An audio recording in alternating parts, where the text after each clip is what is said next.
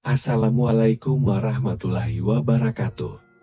Tahukah Anda bahwa dalam sejarah Jawa ada seorang tokoh besar yang tidak duduk di singgasana, namun justru menjadi penjaga nilai dan nurani zaman? Ia bukan pendiri kerajaan, tetapi pengaruhnya melampaui kekuasaan. Ia tidak menerima mahkota, namun memilih jalan kerendahan hati dan dakwah yang menyejukkan. Inilah kisah Ki Ageng Giring, murid Sunan Kalijaga, tentang wangsit, keikhlasan, dan bagaimana seseorang tetap mulia ketika takdir tidak menempatkannya di pusat kekuasaan. Mari kita mulai kisah penuh hikmah ini. Di tanah Jawa pada masa peralihan zaman, ketika bayang-bayang runtuhnya Majapahit mulai terasa dan cahaya Islam perlahan menyinari Nusantara, lahirlah para tokoh yang tak hanya berjalan di atas tanah, tetapi juga di antara garis takdir dan wangsit ilahi di antara mereka. Kedua nama tercatat dalam kisah besar Jawa, Ki Ageng Giring dan Ki Ageng Pemanahan.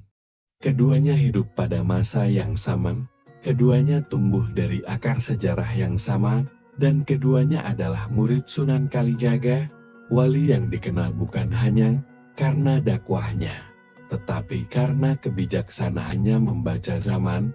Sunan Kalijaga tidak mendidik murid untuk sekadar menguasai ilmu agama, melainkan untuk memahami kehendak Tuhan yang bekerja melalui sejarah manusia.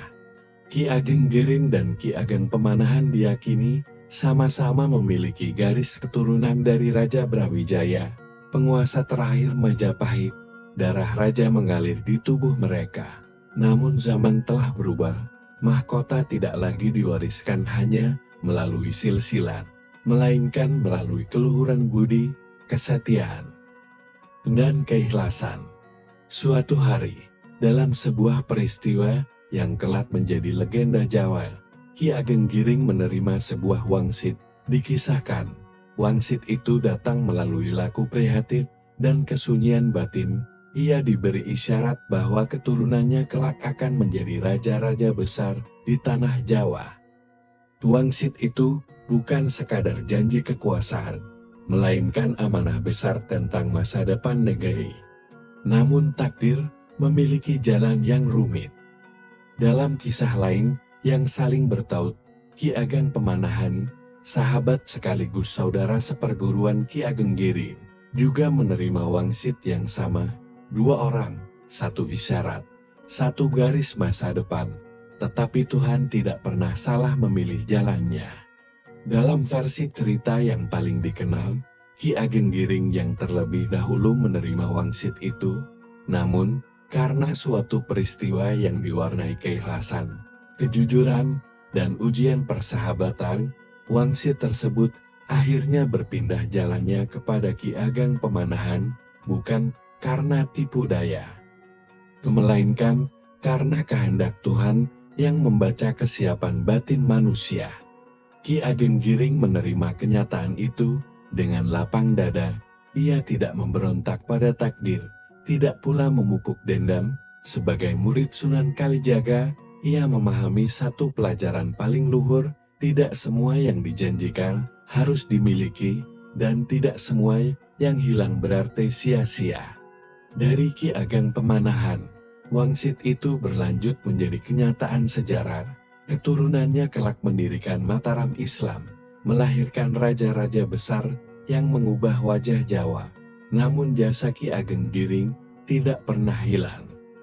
Dari garis keturunannya pula lahir tokoh-tokoh penting yang menjadi penyeimbang kekuasaan, penjaga nilai, dan pengingat bahwa kebesaran sejati bukan hanya soal tahta. Sunan Kalijaga, sang guru, menyaksikan semuanya dengan senyap. Ia tahu bahwa murid sejati bukanlah mereka yang memperoleh kerajaan, tetapi mereka yang tetap menjaga iman ketika takdir tak sepenuhnya berpihak. Kisah Ki Ageng Giring dan Ki Ageng Pemanahan bukan sekadar cerita tentang wangsit dan raja. Ini adalah kisah tentang keikhlasan, persaudaraan, dan cara manusia Jawa memaknai kuasa Tuhan. Bahwa dalam sejarah, Tidak semua pahlawan berdiri di singgasana, sebagian justru berdiri di balik layar. Menjaga keseimbangan zaman. Wangsit dalam tradisi Jawa bukanlah suara yang memerintah dengan keras, melainkan bisikan sunyi yang hanya dapat ditangkap oleh jiwa yang bersedia menundukkan egonya. Ia bukan janji kekuasaan yang mudah diraih, tetapi beban tak terlihat yang mengikat seseorang pada tanggung jawab sejarah. Karena itulah, wangsit tentang penerus raja-raja Jawa tidak diberikan sembarangan. Dalam pemahaman para leluhur, raja bukan sekadar penguasa wilayah, raja adalah penjaga keseimbangan antara langit dan bumi, antara rakyat dan hukum Tuhan. Maka wangsit itu sejatinya adalah titah spiritual. Siapa yang menerimanya harus siap kehilangan dirinya sendiri demi masa depan negeri. Pada titik inilah takdir mulai menampakkan wajah aslinya. Ki Ageng Pemanahan, yang selama hidupnya dikenal rendah hati dan lebih senang bekerja di balik layar, justru menunjukkan laku batin yang paling siap. Ia tidak mengejar wangsit itu, bahkan tidak menanyakannya. Baginya, pengabdian adalah jalan utama, bukan ganjaran, dalam setiap tugas yang ia emban. Ia selalu mendahulukan kepentingan orang banyak daripada kemuliaan pribadi. Sementara itu, wangsit tidak pernah tinggal pada satu tempat terlalu lama. Ia bergerak mengikuti kesiapan batin, bukan garis keturunan semata. Dalam laku tapa, pengabdian, dan kesetiaan tanpa pamrih itulah jalur wangsit perlahan mengarah kepada Ki Ageng Pemanahan. Peristiwa ini tidak berlangsung secara tiba-tiba. Ia terjadi melalui rangkaian ujian yang tampak sederhana, namun menentukan. Dalam berbagai kesempatan, Ki Ageng Pemanahan menunjukkan sikap yang menjadi cerminan pemimpin sejati, tidak silau oleh kekuasaan, tidak goyah oleh iri, dan tidak silap oleh pujian. Di sanalah wangsit menemukan rumah barunya. Ketika akhirnya takdir menetapkan bahwa jalur penerus raja-raja Jawa akan berlanjut melalui Ki Ageng Pemanahan, keputusan itu bukanlah pengalihan semata, melainkan penyempurnaan. Wangsit itu memilih seseorang yang tidak ingin menjadi raja, justru agar kelak keturunannya mampu memerintah tanpa kesewenang-wenang akhir. Namun, yang paling agung dari kisah ini bukanlah siapa yang menerima wangsit, melainkan bagaimana mereka yang tidak menerimanya tetap menjaga kemuliaan sikap. Tidak ada kutukan, tidak ada perang saudara, tidak ada pengkhianatan. Yang ada hanyalah penerimaan akan kehendak Tuhan yang lebih luas daripada ambisi manusia. Dari Ki Ageng Pemanahan, wangsit itu mengalir kepada generasi berikutnya. Ia menjelma menjadi langkah-langkah nyata, pembukaan alas mentau, lahirnya pusat kekuasaan baru, dan munculnya tatanan politik yang berpijak pada nilai Islam dan kearifan Jawa. Apa yang semula hanya bisikan gaib, kini menjelma menjadi arah sejarah.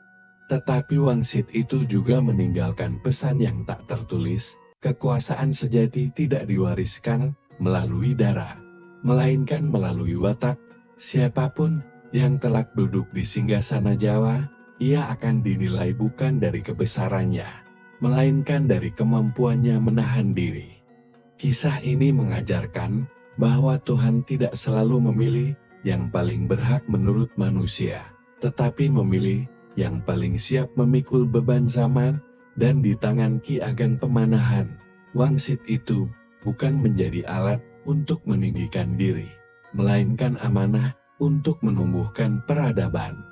Dari sinilah sejarah Jawa memasuki babak baru, sebuah babak yang lahir bukan dari perebutan, melainkan dari keikhlasan, bukan dari ambisi, melainkan dari pengabdian, dan bukan dari suara pedang, melainkan dari keteguhan hati seorang manusia yang bersedia tunduk pada kehendak ilahi. Setelah arah takdir menampakkan jalannya, Ki Ageng Giring memilih untuk tidak menoleh ke belakang. Tidak ada penyesalan yang ia pelihara, tidak pula kegundahan yang ia wariskan. Ia memahami bahwa hidup tidak selalu tentang menerima, melainkan tentang menjaga sikap setelah kehilangan. Di sanalah keutamaan seorang manusia diuji. Ki Ageng Giring tetap berjalan di jalan kesederhanaan. Ia menanggalkan segala bayang-bayang kebesaran yang pernah menghampirinya, dan kembali pada laku utama yang diajarkan gurunya, rendah hati di hadapan Tuhan, dan lembut kepada sesama. Baginya, kemuliaan tidak terletak pada siapa yang memimpin, melainkan pada siapa yang mampu tetap jujur ketika tidak dipilih. Dalam kesehariannya, Ki Ageng Giring hidup seperti rakyat kebanyakan. Ia bertani, berkebun, dan bergaul tanpa sekat dengan masyarakat sekitar.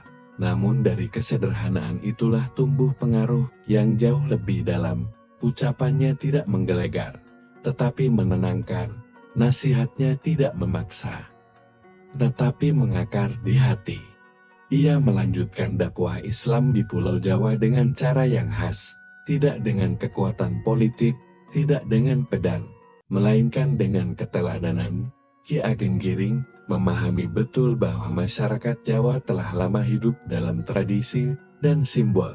Karena itu, ia tidak merobohkan budaya, melainkan merangkulnya, lalu mengisinya dengan nilai-nilai tauhid. Di desa-desa yang ia singgahi, Islam diperkenalkan sebagai jalan akhlak, tentang kejujuran dalam berdagang, tentang keadilan dalam bertutur, dan tentang kesabaran dalam menghadapi cobaan. Masjid-masjid kecil berdiri bukan hanya sebagai tempat ibadah, tetapi sebagai pusat pembelajaran hidup. Di sanalah ajaran agama menyatu dengan denyut keseharian rakyat.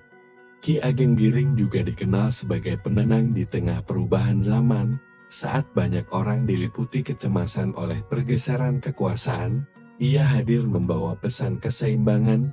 Ia mengingatkan bahwa Islam datang bukan untuk mengguncang tatanan dengan kekerasan, melainkan untuk memperbaiki jiwa manusia sedikit demi sedikit. Yang paling menonjol dari dirinya adalah sikap nerimalan ikhlas. Ia tidak menanamkan ambisi kepada keturunannya, tidak pula mewariskan rasa kehilangan.